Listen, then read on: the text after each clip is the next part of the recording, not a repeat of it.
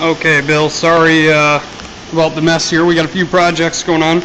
I just wanted to show you real quick. I did just get the carburetor back on. Here is the stock tank.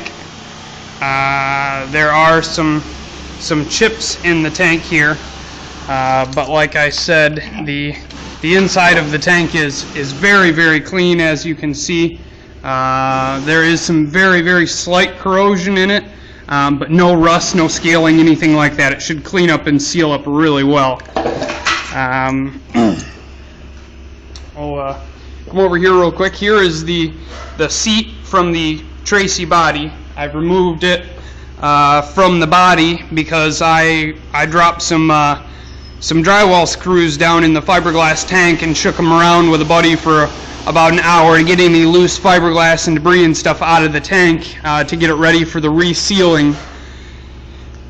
Here you can see the exhaust, the turbo.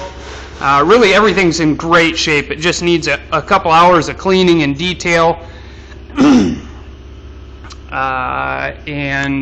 battery in this thing is good. You can see the aftermarket boost gauge here.